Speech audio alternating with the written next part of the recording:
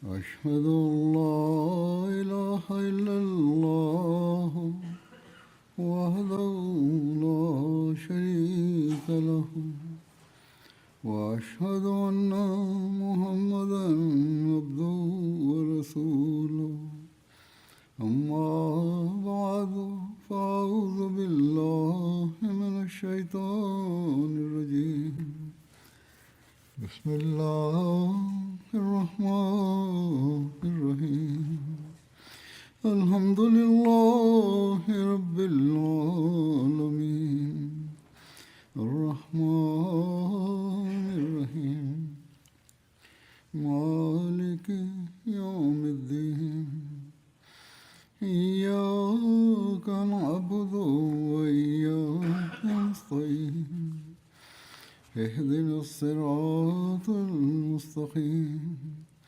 صراط الذين أنعمت عليهم غير المغضوب عليهم ولا الضالين.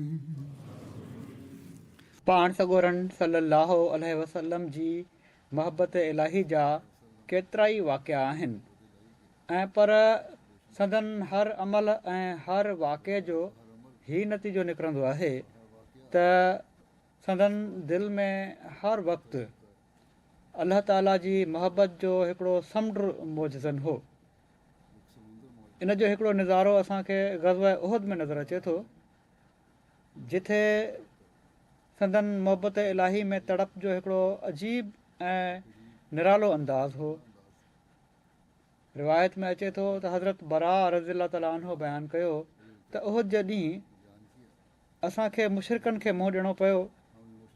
पाण सॻोरन सल्लल्लाहु अलैहि वसल्लम तीर अंदाज़नि जो हिकिड़ो दस्तो मुक़ररु फ़रमायो ऐं हज़रत अब्दुल्ला खे उन्हनि जो अमीर मुक़ररु फ़रमायाऊं ऐं ताक़ीद फ़रमायाऊं त तव्हां पंहिंजी जॻह तां न हटिजो। जेकॾहिं तव्हां ॾिसो त असां उन्हनि ते ग़ालिब अची विया आहियूं तॾहिं बि न हटिजो, ऐं जेकॾहिं ॾिसो त हू असां ते ग़ालिब अची विया आहिनि त पोइ बि असांजी मदद लाइ न अचिजो। माना त फ़तह ऐं शिकस्त ॿिन्ही सूरतुनि में तव्हां पंहिंजी जॻह न आहे छॾणी। हिते वाक़े जी जेका इंतिहा आहे इन में जेको नज़र अचे थो त मंझंदि अलाह ताला जी मोहबत जो कहिड़ो जोश हुयो। रावी बयानु कनि था त जॾहिं असांजो मुक़ाबिलो थियो त दुश्मन वठी भॻो। एसि ताईं जो मां औरतुनि खे ॾिठो त हू जबलनि ॾांहुं भॼी रहियूं हुयूं, मुशरिक़ औरतूं, ऐं उन्हनि खे पंहिंजी पिनिनि तां कपिड़ो खंयलु हुयो ऐं उन्हनि जूं पाज़ेबूं ज़ाहिर थी रहियूं हुयूं। मुस्लमाननि चवणु शुरू करे ॾिनो त गनीमत जो माल, गनीमत जो माल। हज़रत अब्दुल्ला उन्हनि खे झलियो, माना त जेका उन्हनि जी पार्टी हुई उनखे झलियाऊं ऐं चयाऊं त पाण सॻोरन सल्लल्लाहु अलैहि वसल्लम मूंखे ताक़ीद फ़रमायो हो त तव्हां नाहे हटिणो, पर हू न मञा। जॾहिं हू दरो छॾी गनीमत जे माल ॾांहुं आया त अलाह ताला बि उन्हनि मुस्लमाननि खां मुंहुं मोड़े वरितो। माना त जॾहिं दरो छॾे माण्हू गनीमत जो माल गॾु करण जे लाइ अची विया त अलाह ताला मुस्लमाननि खां मुंहुं मोड़े वरितो। जंग पलटो खाई वई ऐं दुश्मन ॿीहर हमिलो करे ॾिनो ऐं 70 मुस्लमान शहीद थी विया। चवनि था इन दौरान पाण सॻोरा सल्लल्लाहु अलैहि वसल्लम पंहिंजे साथियुनि सां गॾु जबल जे दामन में पनाह वरितियूं बीठा हुआ जो अबू सुफ़ियान हिकिड़े बुलंद जॻह तां चढ़ी सॾु कयो त छा माण्हुनि में मोहम्मद आहे? पाण सॻोरन सल्लल्लाहु फरमायो इन खे जवाबु न ॾियो। वरी उन चयो त छा हिननि माण्हुनि में इब्ने अबी कुहाफ़ा आहे? पाण फरमायाऊं जवाबु न ॾियो। वरी उन चयो छा हिननि माण्हुनि में इब्ने ख़त्ताब उमर आहे? जॾहिं को जवाबु न आयो त अबू सुफ़ियान चयो त ही सभई माण्हू मारिजी विया। जेकॾहिं जीअरा हुजनि हा त ज़रूरु जवाबु ॾियनि हा। हज़रत उमर रज़ियल्लाहु ताला अन्हु पंहिंजे पाण ते कंट्रोल न रखे सघिया ऐं चयऊं ए अलाह जा दुश्मन, तूं कूड़ चयो आहे। अलाह तुंहिंजे मुक़ाबले ते उनखे ज़िंदा रखियो आहे जेको तोखे ज़लील कंदो। अबू सुफ़ियान नारो हयो, हुबल जो मान मथां हो थिए। जॾहिं उन हीउ चयो त पाण सॻोरा सल्लल्लाहु अलैहि वसल्लम बेताब थी विया ऐं फरमायाऊं तव्हां हिन जो जवाबु ॾियो। असाबनि अर्ज़ु कयो असां छा जवाबु ॾियूं? पाण फरमायाऊं चओ अलाह सभिनी खां बुलंद आहे ऐं सभिनी खां बुज़ुर्ग आहे। अबू सुफ़ियान चयो असांजे लाइ उज़ा आहे ऐं तव्हांजे लाइ को उज़ा न आहे। पाण सॻोरन सलाहु वसलम फरमायो इन जो जवाबु ॾियो। असाबनि पुछियो छा चऊं? पाण फरमायाऊं चओ अलाह असांजो मददगारु आहे ऐं तव्हांजो को मददगारु न आहे। माना त जिथे अलाह ताला जी गैरत जो सुवालु आयो ऐं उन जी मोहबत जो सुवालु आयो त पाण पंहिंजी जान जी का परवाह न कयाऊं। पाण फौरन असाबनि खे हुकुम ॾिनऊं त इन जो जवाबु ॾियो। पहिरियां हिकमत सां जवाबु ॾियणु न पिया चाहिनि। इन जे बारे में हज़रत मुस्लिह मऊद रज़ियल्लाहु ताला अन्हु बि तहरीर फरमायो आहे। तारीख़ जे हवाले सां लिखनि था त उहे असहाब जेके पाण सॻोरन सलाहु वसलम जे चौधारी हुआ ऐं जेके काफ़रनि जे वहकरे जे करे पोइ ते धिकिया विया, काफ़रनि जे पोइ ते हटंदे ई हू वरी पाण सॻोरन सलाहु वसलम जे चौधारी गॾु थी विया। माना त असहाब संदन जिस्म मुबारक खे असहाब गॾु थी विया ऐं संदन जिस्म मुबारक खे उन्हनि खयों छो त पाण किरी पिया हुआ बेहोश थी। हिकिड़े असहाबी उबैद बिन अल जराह पंहिंजे ॾंदनि सां संदन मथे में घिड़ियल कोके खे ज़ोर सां कढियो जंहिंसां उन्हनि जा ॿ ॾंद भॼी पिया। थोरी देरि खां पोइ पाण सॻोरन सलाहु वसलम खे होश अची वियो। पाण ज़ख़्मनि जे करे बेहोश थी विया हुआ जहिड़ो की ॿुधायो मूं। संदन होश में अचण खां पोइ असहाबनि चइनी पासे मैदान में माण्हू डोड़ाए छॾिया त पाण सॻोरा सलाहु वसलम जीअरा आहिनि, सभई हलिया अचो। हीउ मशहूरु करे छॾियो दुश्मन त नऊज़ बिल्लाह पाण शहीद थी विया आहिनि।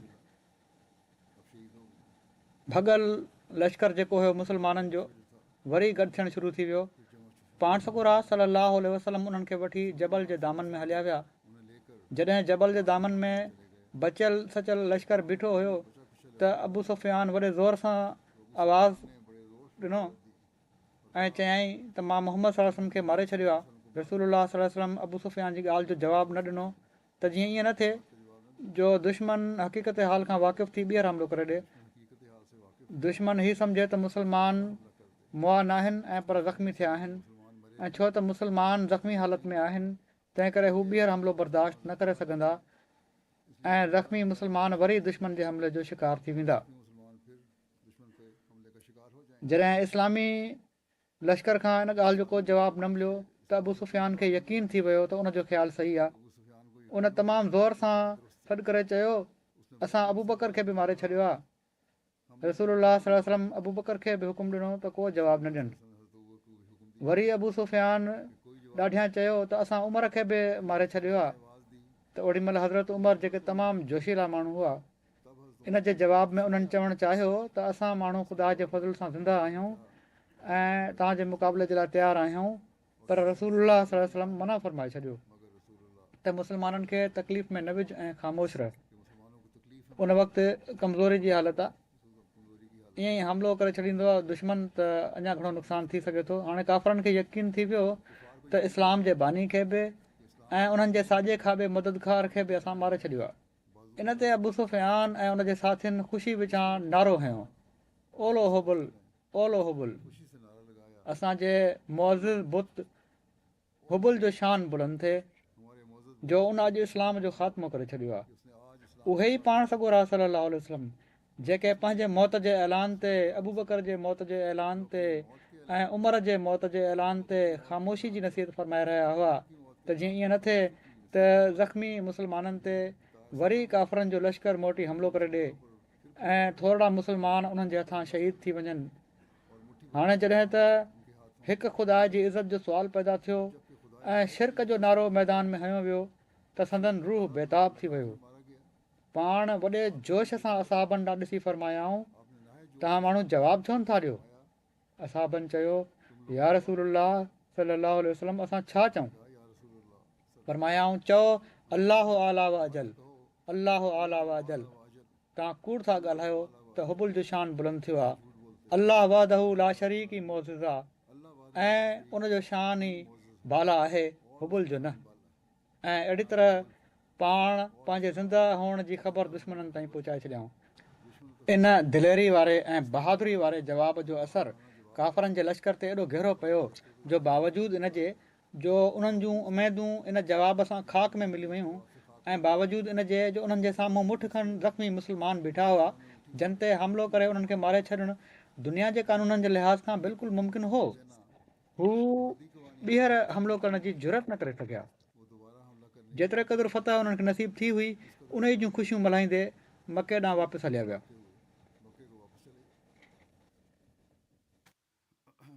पाण सॻो रास सलम ख़ुदा ताला जी मोहबत में शिरक जो हलकड़ो गुमान बि न अचणु ॾींदा हुआ।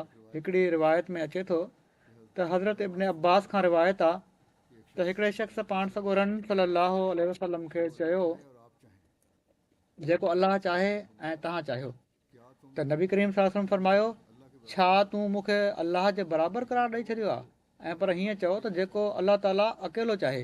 शिरक जो हलकड़ो पहलू बि न अचणु घुरिजे। के माण्हू अहिड़ी तरह जूं ॻाल्हियूं करे वेंदा आहिनि त अलाह चाहे ऐं तव्हां चाहियो। हा हीअ चई सघो था त जेको अलाह ताला चाहे ऐं अलाह जो फज़ुलु आहे ऐं उनजी दुआ बि शामिलु हुजे त पोइ बरकत पइजी वेंदी। दुआ जी हद ताईं त ठीकु आहे पर तव्हां चाहियो वारी ॻाल्हि ग़लति आहे छो त पाण सॻो रन सलाहु वसलम उनखे सख़्ती सां नापसंदि फरमायो आहे।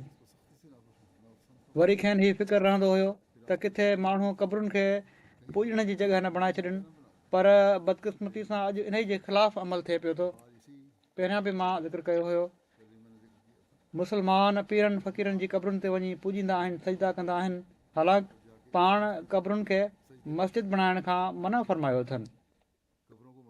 हज़रत आयशा रज़ियल्लाहु ताला अन्हा बयानु कयो आहे त नबी सलाहु वसलम पंहिंजे उन मर्ज़ में जंहिंमें हज़ूर जी वफ़ात थी मन त आख़िरी वक़्त में फ़रमायो अलाह लानत विझे यहूदीन ऐं ईसाइनि ते उन्हनि पंहिंजे नबियुनि जी क़बरुनि खे मस्जिदूं ठाहे वरितो आहे। हज़रत आयशा चयो त जेकॾहिं पाण हीउ न फ़रमायो हुजे हा त संदन क़बर खुलियल रखी वञे हा पर मां ड्रिॼां थी त किथे उहा मस्जिद न ठाही वञे तंहिं करे खुलियल जॻह न रखी वई त जीअं इबादत जी जॻह न बणाई वञे। अॼुकल्ह त उते हुकूमत इन जे चौधारी बाक़ाइदा इंतिज़ामु कयो आहे। झंगला आहिनि भितियूं आहिनि त जीअं कंहिं क़िस्म जो शिरक ज़ाहिर न थिए। हीउ कमु घटि में घटि उन्हनि भलो कयो आहे छो त इन शिरक खां हुज़ूर खे सख़्तु नफ़रत हुई। ख़ुदा ताला जी हेकड़ाई जे बयान में हिकिड़ी रिवायत हीअं थी अचे हज़रत इब्न अबी काब खां रिवायत आहे त मुशरिकनि रसूलुल्लाह सलाहु वसलम खे चयो त तव्हां पंहिंजे रब जो नसब असांखे ॿुधायो। इन ते अलाह ताला नाज़िल फ़रमायो कुल हुवल्लाहु अहद अल्लाहु समद त अलाह हिकु आहे अलाह बेनियाज़ आहे हू वाहिद ऐं हिकु आहे जंहिं न कुझु ॼणियो ऐं न हू कंहिंखां ॼणियो वियो छो त का शइ नाहे जेका पैदा थिए पर उहा मरंदी ऐं का शइ नाहे जेका मरंदी आहे पर उनजो वारिस हूंदो आहे ऐं अलाह अज़ वजल न मरंदो न उनजो को वारिस थींदो ऐं न उन बराबरि को आहे। रावी चवनि था त उनजो को मुशाबे न आहे न को बराबरि आहे न उन जहिड़ो को आहे। पाण सॻो रास सलम को मौक़ो न वञणु ॾींदा हुआ जंहिंमें ख़ुदा ताला जी तौहीद जो ज़िक्र न हुजे ऐं संदन हर लफ़्ज़ मां अलाह ताला जी मोहबत ॻणंदी हुई। हर मौक़ो अहिड़ो हुयो जो जॾहिं बि पाण ॻाल्हाईंदा हुआ हर लफ़्ज़ मां इहो ई ज़ाहिर थींदो हुयो त अलाह ताला जी मोहबत संदन दिलि में हद खां वधीक आहे ऐं पर संदन दिलि मोहबत सां भरियल आहे ऐं इन खां अलावा उते ॿियो कुझु न आहे। हज़रत ज़ैद बिन ख़ालिद जुहनी रज़ियल्लाहु ताला अन्हु बयानु कयो त रसूलुल्लाह सलाहु वसलम असांखे हुदैबिया में राति जो वसण वारे मींहं खां पोइ सुबुह जी निमाज़ पढ़ाई। जॾहिं पाण निमाज़ खां फ़ारिग़ थिया त माण्हुनि ॾांहुं मुतवजह थिया ऐं फ़रमायाऊं त छा तव्हां ॼाणो था त तव्हांजे रब अज़ वजल छा फ़रमायो आहे। अलाह ताला दिलनि जो हाल ॼाणे थो। जेको माण्हुनि जो ख़्यालु हूंदो मींहं खे ॾिसी उहो अलाह ताला खे मालूम थी वियो ऐं अलाह ताला पाण सॻोरन सलम खे ॿुधाए छॾियो। माण्हुनि अर्ज़ु कयो त अलाह ऐं उनजो रसूल बहितर ॼाणनि था। पाण फ़रमायाऊं अलाह ताला फ़रमाए थो त मुंहिंजे बाननि मां किन इन हाल में सुबुह कयो आहे जो हू मूं ते ईमान आणण वारा हुआ ऐं कुझु इनकार करण वारा हुआ। माना त माण्हुनि में के अहिड़ा हुआ जिन राति जो मींहुं ॾिसी अहिड़ी तरह सुबुह कयो जो उन्हनि मां के ईमान आणण वारा हुआ ऐं के इनकार करण वारा हुआ। जंहिं त हीउ चयो त असां ते अलाह ताला जे फज़ुल ऐं उन जी रहमत सां मींहुं वसियो आहे, हू मूं ते ईमान आणण वारो आहे। ऐं जन हीउ चयो त अलाह ताला जे फज़ुल सां मींहुं वसियो आहे, उहे त ईमान आणण वारा आहिनि जहिड़ो की मूं चयो, ऐं तारनि जो इनकार करण वारा आहिनि। उन ज़माने में तारनि जी बि पूॼा थींदी हुई, तरबियत जो पहलू बि घटि हुयो। केतिरा ई माण्हू मुशरिक़ अहिड़ी तरह शामिलु थिया हुआ इस्लाम में, तारनि जी पूॼा करण वारा। त के माण्हू चई छॾींदा आहिनि त फलाणे तारे जे करे अॼु मींहुं वसियो आहे। सो जंहिं चयो त अॼु तारनि जे करे मींहुं वसियो आहे, हू मुंहिंजो इनकार करण वारा आहिनि ऐं तारे ते ईमान आणण वारा आहिनि। सो अलाह ताला खेनि फरमायो त ए मोहम्मद सल्लल्लाहु अलैहि वसल्लम, जहिड़ी तरह तूं ख़ुदा ताला जी वाहदानियत जो पूरो इदराक रखे थो, पंहिंजे ईमान आणण वारनि खे बि ॿुधाए छॾ त केॾी न बारीकी सां तव्हांखे ख़ुदा ताला जी तौहीद ऐं उनजी मोहबत जो हर मामले में इक़रार करणु घुरिजे, दिलि जी गहराई सां उन ते यकीन रखणु घुरिजे। हज़रत जाबिर रज़ियल्लाहु ताला अन्हु खां रिवायत आहे त पाण सॻोरनि सल्लल्लाहु अलैहि वसल्लम वटि हिकिड़ो शख़्स आयो ऐं अर्ज़ु कयईं, या रसूल अल्लाह, जन्नत ऐं जहन्नुम खे वाजिबु करण वारियूं ॿ शयूं कहिड़ियूं आहिनि? पाण फरमायाऊं, जेको इन हाल में फ़ौत थियो जो अलाह सां कंहिंखे शरीक नथो करार ॾिए त हू जन्नत में दाख़िलु थींदो, ऐं जेको शख़्स इन हालत में फ़ौत थियो जो हू अलाह जो शरीक बणाईंदो हुयो, हू बाहि में दाख़िलु थींदो। सो अॼु बि हर पुछण वारे लाइ इहो ई जवाबु काफ़ी आहे त शिरक छा आहे।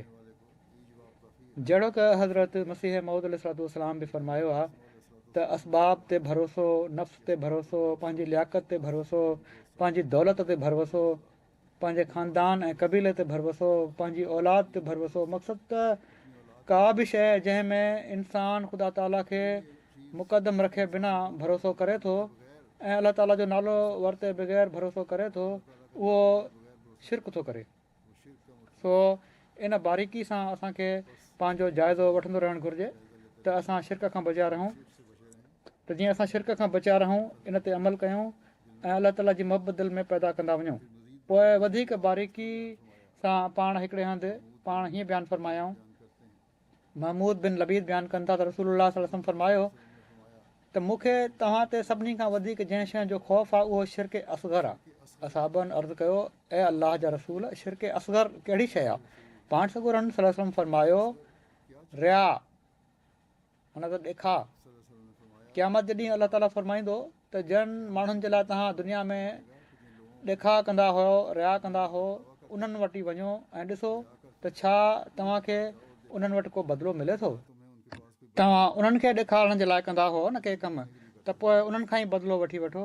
सो ॾेखा ऐं रिया माना त माण्हुनि खे ॾेखारण जे लाइ बनावटी उसूल ऐं तसन्नु, हीअ शयूं अलाह ताला खे सख़्तु नापसंदि आहिनि, छो त उहे अमल तव्हां ख़ुदा ताला खे ख़ुशि करण जे लाइ नथा पिया कयो ऐं पर ॾेखा जे लाइ उन्हनि माण्हुनि खे ख़ुशि करण जे लाइ करे रहिया हूंदा आहियो। इन गहराई सां असांखे बि पंहिंजो जाइज़ो वठणु घुरिजे त असांजा कहिड़ा अमल आहिनि, छो त अॻिले जहान में को वसीलो अहिड़ी तरह कमु न ईंदो, अलाह ताला जो फज़ुल ई आहे जेको कमु ईंदो। ऐं पाण सॻोरनि सल्लल्लाहु अलैहि वसल्लम जी सुन्नत ते अमल ऐं संदन इताअत ऐं मुताबिक़त ई असुलु कमु अचण वारी शइ आहे, जंहिंखे अलाह ताला पसंदि फरमायो आहे ख़ुदि, छो त अलाह ताला ख़ुदि फरमायो आहे त फतबिऊनी युहिब्बुकुमुल्लाह, माना त हुज़ूर खां इहो ऐलान करायईं त माण्हुनि खे चई छॾ त मुंहिंजी इतिबा कयो, अलाह ताला तव्हां सां मुहबत कंदो। वरी हिकिड़ी हदीस में अचे थो, हज़रत अबू हुरैरा रज़ियल्लाहु ताला अन्हु रसूलुल्लाह सल्लल्लाहु अलैहि वसल्लम खां रिवायत कई आहे त पाण फरमायाऊं, अलाह अज़ व जल उन शख़्स जे लाइ जेको उन जी वाट में निकिरे थो, हीउ पंहिंजे ज़िमे खणी वरितो आहे त मां या त उनखे मां उन अजर या गनीमत जे माल जे जेको उन हासिलु कयो आहे उनखे वापसि मोटाए छॾींदुसि या उनखे जन्नत में दाख़िलु कंदुसि। माना त या फतह थींदी या जेकॾहिं शहादत आहे त जन्नत में दाख़िलु थींदो, पर शर्त हीअ आहे त मूं ते ईमान ऐं मुंहिंजे रसूलनि जी तस्दीक ई उनखे जहाद जे लाइ कढियो हुजे। हीअ शर्त आहे त ईमान मज़बूत हुजे, अलाह ताला जे रसूल जी इतबा ऐं बैत जो हक़ अदा कंदे जहाद जे लाइ निकिरे।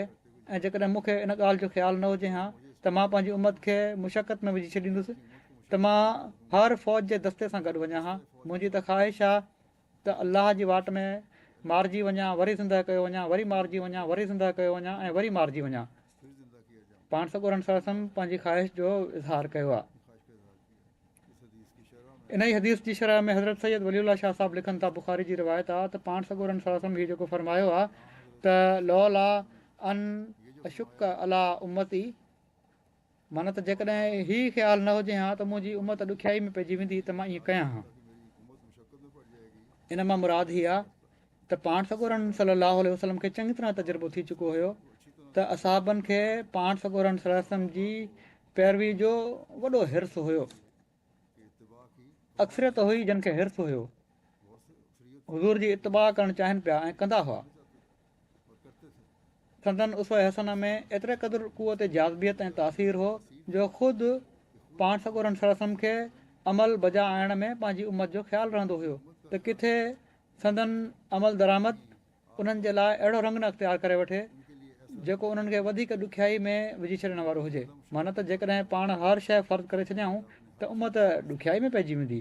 इन लाइ पाण फरमायाऊं त मां कॾहिं कॾहिं इन लाइ न आहियां वेंदो जो तव्हां ॾुखियाई में न पओ। सैयद वलीउल्लाह शाह साहिबु वरी ही लिखनि था त अलाह ताला सां खेनि इश्क़ु हुयो जहिड़ो क मुख़ालिफ़ बि अशेक मुहम्मदुन रब्बहू जे लफ़्ज़नि में इन ई इश्क़ जो ज़िक्र कंदा हुआ, पर इन इश्क़ सां पंहिंजे नफ़्स ते ज़ब्त बि हुयो ऐं अकुल हिकु घड़ी जे लाइ बि संदन साथ न छॾियो। जेके माण्हू पंहिंजे अमलनि में अफ़राद खां कमु वठंदा आहिनि उन्हनि जे लाइ इन में हिकिड़ो सबक़ु आहे। बिना सोचे सम्झे जज़्बात जे पोयां पइजी वञणु ही न त ईमान जे कमाल जी निशानी आहे ऐं न ई का आला नेकी आहे। के माण्हू चवंदा आहिनि असांखे गैरत आहे, असांखे हीउ करणु घुरिजे, हू करणु घुरिजे। एतदाल पसंदि आहे अलाह ताला खे। औसत जे हद ते ई क़ाइमु रहणु नेकी जो कमाल आहे, छो त इन में नफ़्स सां जदोजहद करणी पवंदी आहे। हिते नफ़्स सां जदोजहद बि आहे ऐं अलाह ताला सां मुहबत बि आहे। ॿिन्ही खे साम्हूं रखंदे कमु करिणो आहे। हीअ न आहे त बिना सोचे सम्झे हली पए। पाण सॻोरनि सलम पंहिंजा मिसाल क़ाइमु करे असांखे हिकिड़ो अहिड़ो रस्तो ॾेखारे छॾियो आहे त मुहबत इलाही जी बि इंतिहा आहे ऐं पंहिंजी ख़्वाहिशुनि जे इज़हार जी बि इंतिहा आहे ऐं क़ुर्बानी जी बि इंतिहा आहे, पर साण ई अकुल ऐं औसत रस्तो बि आहे। उहो बि इन लाइ जो अलाह ताला जो ई हुकुम आहे त उनखे इख़्तियार कयो। हिकिड़ी रिवायत में अचे थो त पाण मुशरिकनि खां मदद वठण खे सख़्तु नापसंदि फरमायाऊं। संदन ज़ौजाए मुतहरा हज़रत आयशा रज़ियल्लाहु तआला अन्हा रिवायत कनि थियूं त रसूलुल्लाह सल्लल्लाहु अलैहि वसल्लम बदर ॾांहुं निकिता। जॾहिं पाण हरतुल वबरा पहुता, जेको मदीने खां ओलह पासे 3 मीलनि जे मुफ़ासिले ते आहे, त खेनि हिकिड़ो शख़्स मिलियो जंहिंजी जुरत ऐं बहादुरी जो ज़िक्र कयो वेंदो हुयो त हू तमामु दिलेर इंसान हो। रसूलुल्लाह सल्लल्लाहु अलैहि वसल्लम जे असहाबनि जॾहिं उनखे ॾिठो त ॾाढा ख़ुशि थिया त हू अची वियो आहे ऐं असां सां गॾु जंग में शामिलु थींदो। जॾहिं हू हुज़ूर सां मिलियो त उन रसूलुल्लाह सल्लल्लाहु अलैहि वसल्लम जी ख़िदमत में अर्ज़ु कयो त मां तव्हां सां गॾु हलणु ऐं तव्हां सां हिसो हासिलु करणु ऐं तव्हांजी मदद करण जे लाइ आयो आहियां। रसूलुल्लाह सल्लल्लाहु अलैहि वसल्लम उनखे फरमायो, छा तूं अलाह ऐं उनजे रसूल ते ईमान आणी थो? उन चयो न। पाण सॻोरनि सल्लल्लाहु अलैहि वसल्लम फरमायो त पोइ वापसि हलियो वञ, छो त मां कंहिं मुशरिक खां मदद न वठंदुसि। हज़रत आयशा फरमाइनि थियूं त हू हलियो वियो एसि ताईं जो जॾहिं असां शजरा पहुतासीं, जेको मदीने खां 7 मीलनि जे मुफ़ासिले ते ज़ुल हुलैफ़ा में हिकिड़ो वणु हुयो जिथां रसूलुल्लाह सल्लल्लाहु अलैहि वसल्लम एहराम ॿधंदा हुआ। उते हीउ शख़्स वरी आयो हुज़ूर वटि आयो। उन शख़्स हुज़ूर खे ॾिठो ऐं उअं ई चयईं जीअं पहिरियों भेरो चयो हुअईं। पाण सॻोरनि सल्लल्लाहु अलैहि वसल्लम उनखे उअं ई फरमायो जीअं पहिरियों फरमायो हुआऊं। पाण फरमायाऊं मोटी वञ, मां कंहिं मुशरिक खां मदद न वठंदुसि। वरी हू मोटी वियो ऐं हुज़ूर सां बेज़ा में अची रलियो, जेको मके ऐं मदीने जे विच में ज़ुल हुलैफ़ा खां अॻिते आहे। बहरहाल उते पाण सॻोरनि सल्लल्लाहु अलैहि वसल्लम उनखे वरी फरमायो जीअं पहिरियों फरमायो हुआऊं त छा तूं अलाह ऐं उनजे रसूल ते ईमान आणी थो? त उन हाणे चयो त जी हा। त रसूलुल्लाह सल्लल्लाहु अलैहि वसल्लम उनखे फरमायो हाणे हल, हाणे तूं असां सां गॾु हली सघीं थो। सो जहिड़ा बि हालात हुजनि, अलाह ताला सां मुहबत ऐं गैरत जेका आहे उहा ई बर्दाश्त नथी करे सघे त कंहिं मुशरिक खां मदद वरिती वञे, ख़ासि तौर ते उन कम जे लाइ जेको ख़ालिस्तन ख़ुदा ताला जी रज़ा ऐं दीन ख़ातिर कयो पियो थो वञे। हज़रत मुस्लिम मऊद रज़ी ताला अन्हु फरमाइनि था त पाण सॻोरन सल्लल्लाहु अलैहि वसल्लम खे ॾिसो केॾी न मार्फत हुई, केॾो न एहतियात हुयो, कहिड़ी तरह ख़ुदा ताला खां ख़ाइफ़ रहंदा हुआ ऐं बावजूदु इन जे जो सभिनी इंसाननि खां वधीक पाण कामिल हुआ ऐं हर क़िस्म जे गुनाहनि खां पाण पाक हुआ। ख़ुदा ताला संदन मुहाफ़िज़ ऐं निगहबान हुयो, पर बावजूदु इन तक़दीस ऐं पाकीज़गी जे ई हाल हुयो जो हर वक़्तु ख़ुदा ताला खां ख़ाइफ़ रहंदा हुआ, नेकी ते नेकी कंदा हुआ, आला खां आला अमल बजा आणींदा हुआ, हिकिड़ी नेकी खां पोइ ॿी नेकी कंदा वेंदा हुआ ऐं कॾहिं बि बुराई जो त सुवाल ई पैदा न थींदो हुयो, थोरो बि गुमान बि न हुयो इन जो। आला खां आला अमल बजा आणींदा हुआ, हर वक़्तु अलाह ताला जी इबादतुनि में मशगूल रहंदा हुआ, डिॼंदा हुआ ऐं ॾाढो डिॼंदा हुआ। इन जे बावजूदु पंहिंजे तरफ़ां जेतिरे क़दुरु मुमकिन आहे एहतियात कंदा हुआ, पर ख़ुदा ताला जे गिनाह ॾांहुं नज़र फ़रमाईंदा हुआ ऐं उन जे जलाल खे ॾिसंदा हुआ त बारगाह समदियत में पंहिंजे सभिनी अमलनि खां दस्तबरदार थी वेंदा हुआ ऐं इस्तग़फ़ार कंदा हुआ ऐं जॾहिं मौक़ो मिलंदो हुन त तौबा कंदा हुआ। हज़रत अबू हुरैरा फरमाइनि था त समेत नबी सल्लल्लाहु अलैहि वसल्लम यक़ूलो वल्लाहि इन्नी ला अस्तग़फिरुल्लाह व अतूबु इलैहि फिल यौम अक्सर मिन सबईन मर्रतन। बुख़ारी जी ही हदीस आहे त मां पाण सॻोरन सल्लल्लाहु अलैहि वसल्लम खे फरमाईंदे ॿुधो आहे त ख़ुदा जो कसम मां ॾींहं में 70 भेरा खां वधीक ख़ुदा ताला जे हुज़ूर पंहिंजी कमज़ोरियुनि खां अफ़व जी दरख़्वास्त कंदो आहियां ऐं उन ॾांहुं झुकी वेंदो आहियां। हीउ 70 लफ़्ज़ बि जेको आहे हीउ अणगणप जी मानाउनि में इस्तेमालु कयो वेंदो आहे अरबी में। तमामु घणा दफ़ा ई कंदो आहियां। अलाह ताला जी मोहबत जो ई आलम हो जो हर मौक़े ते ज़बान मुबारक ज़िक्र इलाही सां सणबी रहंदी हुई। हज़रत आयशा रज़ी ताला अन्हा बयानु कनि थियूं त रसूलुल्लाह सल्लल्लाहु अलैहि वसल्लम हर हाल में अलाह ताला जो ज़िक्र कंदा हुआ, जहिड़ो की हज़रत मुस्लिम मौद बि बयानु कयो आहे ऐं हदीसुनि मां बि साबित थिए थो त हर वक़्तु संदन ज़बान अलाह ताला जे ज़िक्र सां सणबी रहंदी हुई। हज़रत समूरा बिन जंदब बयानु कनि था त नबी सल्लल्लाहु अलैहि वसल्लम फरमायो 4 ॻाल्हियूं सभिनी कलामनि खां अफ़ज़ल आहिनि, जंहिंखां बि तूं शुरू करीं इन में तोखे को नुक़सानु न आहे। हीअ ॻाल्हियूं जेकॾहिं इन्हनि खां शुरू कयो त सभिनी खां अफ़ज़ल आहे, अफ़ज़ल ऐं वॾी बरकत वारियूं ॻाल्हियूं आहिनि। उहे छा आहिनि? नंबर 1 हीअ आहे सुभान अल्लाह, नंबर 2 अल्हम्दुलिल्लाह, नंबर 3 ला इलाहा इल्लल्लाह, नंबर 4 अल्लाहु अकबर, माना त पाक आहे अल्लाह, हर क़िस्म जी तारीफ़ अल्लाह जे लाइ आहे, अल्लाह खां सवाइ को माबूद न आहे ऐं अल्लाह सभिनी खां वॾो आहे। सो हीअ ॻाल्हियूं अहिड़ियूं आहिनि जेकॾहिं हमेशह इंसान जे ज़हन में रहनि ऐं हर वक़्तु उन्हनि जो ख़्यालु रहे, ॻाल्हि करण महिल या कमु कंदे बि इन्हनि शयुनि खे साम्हूं रखे त इन्हनि में बरकत ई बरकत आहे।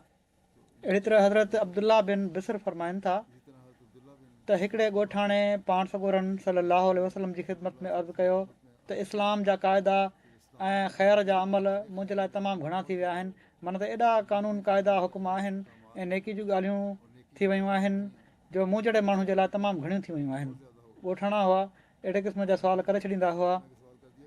उन चयो हुज़ूर तव्हां सल्लल्लाहु अलैहि वसल्लम इन्हनि मां का मूंखे अहिड़ी शइ ॿुधायो जो मां उन्हनि जो एतमाम ऐं इंतिज़ाम करे वठां ऐं उहे ई घणियूं कंदो कयां बसि।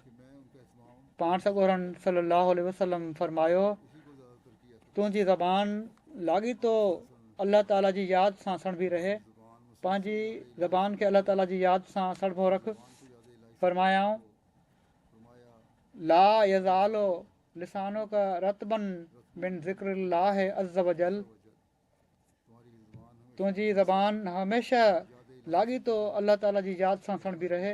वरी हिकिड़ी रिवायत में अचे थो, हज़रत जाबिर रज़ियल्लाहु ताला अन्हु खां रिवायत आहे त रसूलुल्लाह सल्लल्लाहु अलैहि वसल्लम फरमायो सभिनी खां अफ़ज़ल ज़िक्र ला इलाहा इल्लल्लाह आहे ऐं सभिनी खां अफ़ज़ल दुआ अल्हम्दुलिल्लाह आहे। हिकिड़ी रिवायत में अचे थो, हज़रत अबू उमामा बयानु कनि था त पाण सॻोरन सल्लल्लाहु अलैहि वसल्लम फरमायो आहे मुंहिंजे साम्हूं अलाह ताला तरफ़ां पेशकश कई वई त हू मुंहिंजे लाइ वादीअ बतहा माना त मके खे सोन जो ठाहे छॾे। मूं अर्ज़ु कयो ऐं मुंहिंजा रब, ऐं पर ईअं थिए त मां हिकिड़े ॾींहुं पेट भरे खाधो खावां ऐं हिकिड़े ॾींहुं बुखियो रहां। सो जॾहिं मां बुखियो रहंदुसि त तुंहिंजे हज़ूर आज़ारी कंदुसि ऐं तोखे यादि कंदुसि। ऐं जॾहिं मां ड्रॉ करे खाधो खाईंदुसि त तुंहिंजो हमद ऐं तुंहिंजो शुकुरु कंदुसि। मूंखे हीअ न घुरिजे, मूंखे त हीअ घुरिजे जिथे तूं यादि रहीं हमेशह। सोन ऐं दौलत घणी थी वई त किथे तुंहिंजी यादि न ख़तमु थी वञे। हज़रत मसीह मऊद अलैहिस्सलाम फरमायो आहे त पाण सॻोरनि सलम पंहिंजे मथां हीअ तंगी या ॾुखियाई बर्दाश्त कई हुई जेका, या जेकॾहिं संदन माली हालात कमज़ोर हुआ, माली लिहाज़ खां चवणु घुरिजे हीअ इन लाइ न हुआ त अलाह ताला हुज़ूर खे ॾिनो न हो। अलाह ताला तमामु घणो ॾिनो हुयो, पर अलाह ताला जी मोहबत ऐं यादि में पाण ई अख़्तियार कयाऊं त ग़ुरबत जी ज़िंदगी गुज़ारनि। पर हीअ बि न आहे त पाण नेमतुनि जो इनकार कंदा हुआ, सुठा पकल खाधा ऐं नेमतूं बि खाईंदा हुआ ऐं इन ते अलाह ताला जो शुकुरु कंदा हुआ। अहिड़ी तरह हिकिड़ी रिवायत में अचे थो, हज़रत अबू बकरा खां रिवायत आहे त रसूलुल्लाह सल्लल्लाहु अलैहि वसल्लम खे जॾहिं का शइ का ख़ुशी वारी ॻाल्हि पेश ईंदी हुई या खेनि कंहिं ॻाल्हि जी ख़ुशख़बरी ॿुधाई वेंदी हुई त पाण फ़ौरन अलाह जो शुक्र अदा करण जे लाइ सजदे में किरी पवंदा हुआ। अलाह ताला जे अॻियां ई समूरी शुक्रगुज़ारी जी ऐं उनजी मोहबत ऐं हमद जी हीअ तक़ाज़ा आहे, उनजी बंदगी जी हीअ तक़ाज़ा आहे त उनजे साम्हूं फ़ौरन झुकियो वञे ऐं उनजो शुक्र अदा कयो वञे। हज़रत बरा बिन आज़िब बयानु कयो आहे त रसूलुल्लाह सल्लल्लाहु अलैहि वसल्लम फरमायो, जॾहिं तव्हां पंहिंजे बिस्तरे ते अचो त वुज़ू कयो। निमाज़ जे लाइ पंहिंजे वुज़ू वांगुरु माना त सुम्हण खां पहिरियां वुज़ू करे वठणु सुठी ॻाल्हि आहे। पोइ पंहिंजे साॼे पासे लेटो ऐं दुआऊं पढ़ो। इन्हनि दुआउनि जो तर्जुमो मां पढ़ां थो, हीअ आहिनि त ए अलाह, मां पंहिंजो पाण तुंहिंजे हवाले कयो, मां पंहिंजा कम तुंहिंजे हवाले करे छॾिया, मां तोखे पंहिंजो सहारो बणायो, तोखां डिॼंदे ऐं मोहबत रखंदे, तोखां सवाइ का पनाहगाह न आहे ऐं न ई का निजात जी जॻह आहे। निजात सिर्फ़ु तो वटि ई आहे। मां तुंहिंजे इन किताब ते ईमान आंदो जेको तूं लाथो ऐं तुंहिंजे इन नबी ते ईमान आंदो जेके तूं मोकिलिया। पाण सॻोरन सल्लल्लाहु अलैहि वसल्लम फरमायो त हीअ दुआ घुरंदा कयो, जेकॾहिं तव्हां इन राति फ़ौत थी वियो त फितरत ते फ़ौत थींदो। सो हिननि कलमात खे पंहिंजो आख़िरी कलाम बणायो। रावी चवनि था त मूं अर्ज़ु कयो त मां इन्हनि कलमात खे यादि करे वठंदुसि ऐं मां वरजाईंदे चयो त वबे रसूल कल्लज़ी अरसल त हीअ बि चवंदुसि त ऐं तुंहिंजे रसूल ते जेको तूं मोकिलियो आहे इन्हनि लफ़्ज़नि खे बि शामिलु करे वठंदुसि। इन ते पाण सॻोरनि सलम फरमायो, न तूं हीअ चओ वबे नबी कल्लज़ी अरसल त, ऐं तुंहिंजे नबी ते जेको तूं मोकिलियो आहे मां उन ते ईमान आणियां थो। हज़रत मुस्लिह मऊद रज़ियल्लाहु ताला अन्हु फरमाइनि था त पाण सॻोरा सल्लल्लाहु अलैहि वसल्लम मौत खां केॾी महिल बि गाफ़िल न रहंदा हुआ ऐं अलाह ताला जी ख़शियत मथनि एतिरे क़दुरु ग़ालिब हुई जो रोज़ानो ई यकीन करे सुम्हंदा हुआ त शायदि अॼु ई मौत अची वञे ऐं अॼु ई अलाह ताला जे हुज़ूर हाज़िर थियणो पए। इन लाइ पाण हिकिड़े अहिड़े मुसाफ़िर वांगुरु रहंदा हुआ जंहिंखे ख़्यालु हूंदो आहे त रेल बसि हाणे ॼाण हली, हू कॾहिं बि पंहिंजे पाण खे अहिड़े कम में न आहे फासाईंदो जंहिंखे छॾणु ॾुखियो थी वेंदो आहे। ट्रेन ते चढ़णो आहे त हीअ न थिए त हेॾां लेट थी वञे या निकिरी वञे, तंहिं करे हू इंतज़ार में रहंदो आहे गाॾी जे। त पाण बि हर वक़्तु पंहिंजे महबूब वटि वञण जे लाइ तयारु रहंदा हुआ ऐं जेका घड़ी गुज़रंदी हुई उनखे उनजे फज़ुल जो नतीजो सम्झंदा हुआ ऐं मौत खे यादि रखंदा हुआ। हज़रत हुज़ैफ़ा रज़ियल्लाहु ताला अन्हु बयानु फरमाइनि था त पाण सॻोरन सल्लल्लाहु अलैहि वसल्लम जी आदत हुई त जॾहिं पाण बिस्तरे ते लेटंदा हुआ त पंहिंजे गिटे जे हेठां पंहिंजो हथु रखंदा हुआ ऐं फरमाईंदा हुआ, ऐं मुंहिंजा मौला, मुंहिंजो मरणु ऐं मुंहिंजो जीअणु तुंहिंजे ई नाले ते हुजे।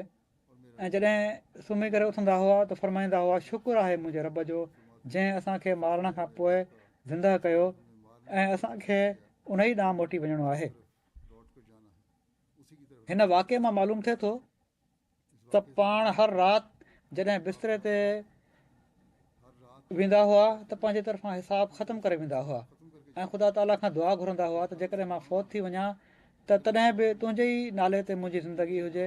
ऐं जॾहिं उथंदा हुआ त ख़ुदा ताला जे अहसान ते हमद कंदा हुआ त मां त पंहिंजे तरफ़ां दुनिया खां अलॻि थी चुको आहियां, तुंहिंजो ई फज़ुलु थियो जो तूं वरी मूंखे ज़िंदह कयो ऐं मुंहिंजी उमिरि में बरकत ॾिनई। जहिड़ी तरह पहिरीं दुआ मां मालूम थिए थो त रसूलुल्लाह सल्लल्लाहु अलैहि वसल्लम हर वक़्तु मौत खे यादि रखंदा हुआ। अहिड़ी तरह हीअ दुआ बि आहे, इन ॻाल्हि ते शाहिद आहे। हिकिड़ी ॿी दुआ बि आहे त पाण पंहिंजी ज़िंदगी जी हर घड़ी खे आख़िरी घड़ी सम्झंदा हुआ, ऐं जॾहिं पाण सुम्हणु लॻंदा हुआ त पंहिंजे रब सां पंहिंजे मामले जो फ़ैसिलो करे वठंदा हुआ। ॼण त हर हिकु तब्दीली जे लाइ तयारु थी वेंदा हुआ। जीअं त हज़रत बरा बिन आज़िब रज़ियल्लाहु ताला अन्हु रिवायत कनि था, हू फरमाइनि था त नबी सल्लल्लाहु अलैहि वसल्लम जॾहिं बिस्तरे ते वञी पंहिंजे ते लेटंदा हुआ त सॼे पासे लेटंदा हुआ। पोइ फरमाईंदा हुआ, ऐं मुंहिंजा रब, मां पंहिंजी जान तुंहिंजे हवाले थो कयां, पंहिंजी समूरी तवजो तोॾां फेरियां थो, मां पंहिंजो मामिलो तुंहिंजे हथनि में थो ॾियां ऐं पंहिंजो पाण खे तुंहिंजी पनाह में ॾियां थो। तोखां नफ़े जो उमेदवारु आहियां, तुंहिंजी वॾाई ऐं इस्तिग़नाह खां ख़ाइफ़ बि आहियां। तुंहिंजे गज़ब खां बचण जे लाइ का पनाह जी जॻह नाहे ऐं न को निजात जो मुक़ाम आहे, पर इहो ई त तोखां ई निजात ऐं पनाह घुरी वञे। मां उन किताब ते जेको तूं नाज़िल कयो आहे ऐं उन रसूल ते जेको तूं मोकिलियो आहे ईमान आणियां थो। हीअ दुआ सेखारियाऊं असांखे त ख़ुदि बि इन जी ॾाढी पाबंदी कंदा हुआ। हज़रत मुस्लिम मौद लिखनि था त माण्हू पंहिंजो दुकानु बंदि करण महिल उनजो हिसाबु करे वठंदा आहिनि। राति जो कारोबारी माण्हू जेके आहिनि पंहिंजो हिसाबु किताबु करे पोइ सुम्हंदा आहिनि, पर ख़ुदा ताला सां जेको हिसाबु आहे उहो साफ़ु न आहिनि कंदा। इन जी परवाह नाहे हूंदी माण्हुनि खे। ऐं केॾो न बरगुज़ीदा उहो इंसानु हुयो जेको सुबुह खां वठी शाम ताईं ख़ुदा जा फ़र्ज़ अदा करण में लॻो रहंदो हुयो, ऐं पाण ई सिर्फ़ु अदा न कंदो हुयो ऐं पर हज़ारनि जी निगरानी बि साण ई कंदो हुयो त हू बि पंहिंजनि फ़र्ज़नि खे अदा कनि था या न। पर राति जो सुम्हण खां पहिरियां पंहिंजी सभिनी कोशिशुनि ऐं इबादतुनि खां अखि बंदि करे आज़ाने तौर ते पंहिंजे मौला जे हुज़ूर में अहिड़ी तरह हिसाबु साफ़ु करण जे लाइ बीह रहंदो हुयो जो ॼण त उन का ख़िदमत कई कान्हे का, ऐं उन वक़्तु ताईं न सुम्हंदो हुयो जेसि ताईं पंहिंजी जान खे पूरे तौर ते ख़ुदा जे हवाले करे दुनिया माफ़िया खां बेज़ारी न ज़ाहिर करे वठंदो हुयो ऐं ख़ुदा जे हथ में पंहिंजो हथु न ॾेई वठंदो हुयो। रिवायत में अचे थो, हज़रत अनस बिन मालिक रज़ियल्लाहु ताला अन्हु बयानु कनि था त रसूलुल्लाह सल्लल्लाहु अलैहि वसल्लम फरमायो, सुबुह जी निमाज़ खां वठी सिजु उभरण ताईं अलाह जो ज़िक्र करण वारनि सां गॾु वेहणु मूंखे हज़रत इस्माईल जी औलाद खां 4 ग़ुलामनि खे आज़ादु करण खां वधीक महबूब आहे। ऐं टेपरे जी निमाज़ खां वठी सिजु लहण ताईं अलाह जो ज़िक्र करण वारनि सां गॾु वेहणु मूंखे 4 ग़ुलामनि जे आज़ादु करण खां वधीक महबूब आहे। अलाह ताला सां मोहबत जे करे, अलाह ताला सां मोहबत करण वारनि ऐं उनजो ज़िक्र करण वारनि खे हज़रत इस्माईल जी औलाद पंहिंजे रिश्तेदारनि ऐं वेझनि ते फ़ोक़ियत ॾिनी आहे। ऐं उन्हनि जी ग़ुलामी त बर्दाश्त थी सघे थी उन्हनि सभिनी जी, पर हीअ जुदाई बर्दाश्त नथी थी सघे। हीअ कीअं मुमकिन आहे त किथे अलाह ताला जो ज़िक्र थी रहियो हुजे, अलाह ताला जी मोहबत जो ज़िक्र थी रहियो हुजे ऐं मां उन मजलिस खां परे थी वञा। अलाह अलाह, छा त शान आहे अलाह ताला जी मोहबत जो। त माण्हुनि में बि जेको पैदा कनि पिया था पाण, ख़ुदि बि पंहिंजे अंदरि इंतिहा ताईं पहुतल आहे ईशान, पोइ पंहिंजे मञण वारनि खे नसीहत कंदे त तव्हां अलाह ताला जी मोहबत ऐं ज़िक्र में हर वक़्तु ॿुॾा रहो। पाण फरमायाऊं, अलाह जे वेझो सभिनी खां वधीक पसंदीदा अमल हीअ आहे त तुंहिंजो मौत इन हालत में अचे त तुंहिंजी ज़बान उन जे ज़िक्र सां सणबी हुजे। हिकिड़ी रिवायत में अचे थो, हज़रत अबू दरदा रज़ियल्लाहु ताला अन्हु बयानु कनि था त नबी सल्लल्लाहु अलैहि वसल्लम फरमायो आहे, छा मां तव्हांखे अहिड़ो अमल न ॿुधायां जेको सभिनी खां वधीक बहितरु आहे? तव्हांजे मालिक जे वेझो सभिनी खां वधीक पाकीज़ा आहे, तव्हांजे दर्जनि खे सभिनी खां वधीक बुलंद करण वारो आहे, तव्हांजे लाइ सोन ऐं चांदी ख़र्चु करण खां वधीक बहितरु आहे, ऐं इन ॻाल्हि खां बि बहितरु आहे त तव्हां दुश्मन खे मुंहुं ॾियो, सो तव्हां उन्हनि जा कंध कपियो ऐं हू तव्हांजा कंध कपनि। माना त दुश्मन सां लड़ाई थिए, दुश्मन जे आम्हूं साम्हूं थियो, क़त्लो गारत थिए, जंग थिए, जंहिंखे तव्हां जहाज जो नालो बेशक ॾेई वठो। इन खां बि बहितरु ॻाल्हि हीअ आहे जेका मां ॿुधायां थो तव्हांखे। असाब सगोरनि रिज़वानुल्लाह अन्हुम अर्ज़ु कयो त छो न, अॼुकल्ह त मुस्लमान ई चवनि था न त जहाज सभिनी खां अफ़ज़ल आहे, कंध कपियो। दुश्मन जा त कंध कोन था कपनि, पंहिंजनि माण्हुनि जा कंध कपे रहिया आहिनि, जेको सभिनी खां वॾो गुनाह आहे। बहरहाल हिते पाण सगोरा सरसम फरमाए रहिया आहिनि त इन खां बहितरु आहे जेका मां ॻाल्हि तव्हांखे ॿुधायां पियो थो। पाण सगोरनि सरसम फरमायो, उहो अलाह जो ज़िक्र आहे, अलाह जो ज़िक्र कयो। हीअ सभिनी जहादनि खां वधी करे जहाद आहे। मुसलमाननि ते बि इल्ज़ाम हयो थो वञे त तालीम त ही आहे। हज़रत मुआज़ बिन जबल रज़ियल्लाहु ताला अन्हु बयानु कनि था त पाण फरमायाऊं, अलाह जे ज़िक्र खां वधी करे का शइ अलाह जे अज़ाब खां निजात ॾियण वारी नाहे। अलाह जो ज़िक्र थींदो त इन सां अलाह ताला केतिरनि ॻाल्हियुनि ऐं सज़ाउनि खां तव्हांखे निजात ॾींदो। अलाह ताला जी मोहबत जे करे अलाह ताला जो हर वक़्तु ज़िक्र पाण सॻोरनि सलाहु खे तमामु प्यारो हो। जीअं त रिवायत में अचे थो, हज़रत अबू हुरैरा रज़ियल्लाहु ताला अन्हु बयानु कनि था त रसूलुल्लाह सल्लल्लाहु अलैहि वसल्लम फरमायो, जेकॾहिं मां चवां सुभान अल्लाह, अल्लाह पाक आहे, अल्हम्दुलिल्लाह, सभु हम्द अलाह जे लाइ आहे, व ला इलाहा इल्लल्लाह, ऐं अलाह खां सवाइ को माबूद इबादत लाइक़ु नाहे, ऐं अल्लाहु अकबर, अलाह सभिनी खां वॾो आहे, त हीउ मूंखे हर उन शइ खां वधीक महबूबु आहे जंहिं ते सिज तुलू थिए थो। हीउ अलाह ताला जी मोहबत जो जज़्बो हुयो जो ज़िंदगी जी आख़िरी घड़ी में बि पाण सॻोरनि सलाहु जी मुबारक ज़बान ते उन ई हक़ीक़ी महबूब जो नालो हुयो। इन ई जे करे हज़रत आयशा रज़ियल्लाहु ताला अन्हा बयानु कनि थियूं त नबी सल्लल्लाहु अलैहि वसल्लम फरमाईंदा हुआ ऐं पाण सिहतमंद हालत में हुआ त फरमाईंदा हुआ त को नबी फ़ौत नाहे थींदो एसि ताईं जो हू जन्नत में पंहिंजो ठिकाणो ॾिसी वठंदो आहे। पोइ उनखे अख़्तियार ॾिनो वेंदो आहे।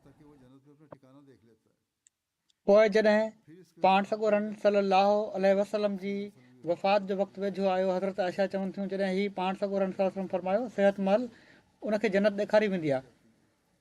ऐं जॾहिं पाण सॻोरनि सल्लल्लाहु जी वफ़ात जो वक़्तु वेझो आयो ऐं हज़ूर जो मथो मुबारक मुंहिंजे सथर ते हुयो, हज़रत आयशा चवनि थियूं मथनि गशी तारी थी, पोइ कुझु बहितर थिया ऐं घर जी छित ॾांहुं पाण नज़र बुलंद कयाऊं ऐं पोइ फरमायाऊं, अल्लाहुम्म रफ़ीक आला, ऐं अलाह रफ़ीक आला।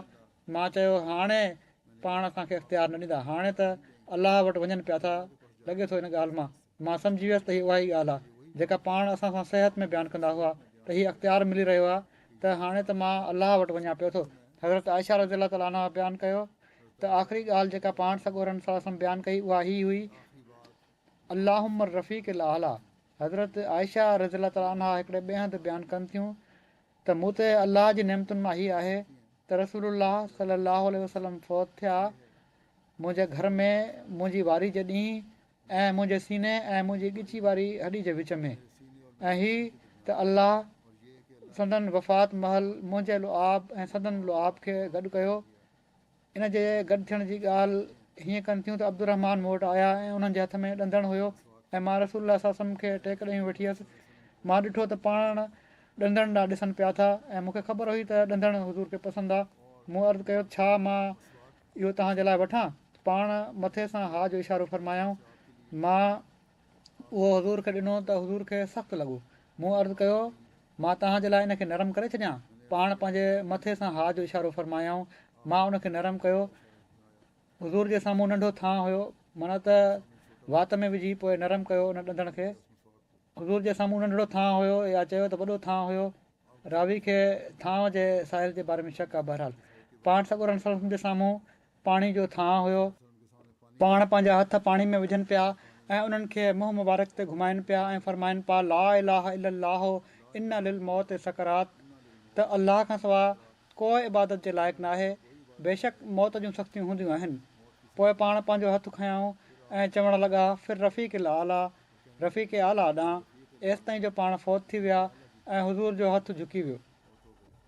हज़रत मसीह मऊद अलैहिस्सलातु वस्सलाम फरमाइनि था, पाण सॻोरनि सल्लल्लाहु अलैहि वसल्लम खे ख़ुदा ताला आख़िरी वक़्त में मुख़ैर कयो, माना त अख़्तियार ॾिनो वियो हुयो त जेकॾहिं वणई त दुनिया में रह ऐं जेकॾहिं वणई त मूं ॾांहुं हलियो अचु।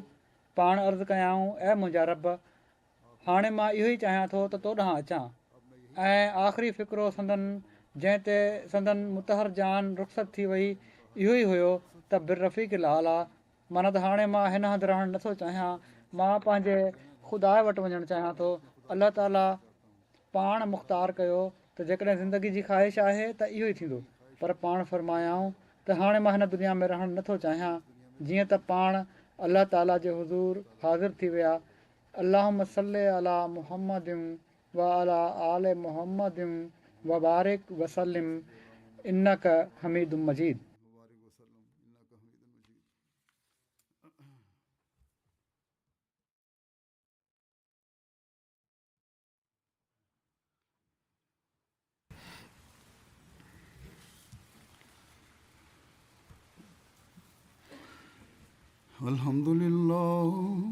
الحمد لله نحمده ونستعينه ونستغفره ونؤمن به ونتوكل عليه ونعوذ بالله من شرور أنفسنا ومن سيئات أعمالنا من يهده الله فلا مضل له ومن يضلله فلا هادي له ونشهد أن لا إله إلا الله وحده لا شريك له ونشهد أن محمدا عبده ورسوله عباد الله رحمكم الله إن الله يأمر بالعدل والإحسان وإيتاء ذي القربى وينهى عن الفحشاء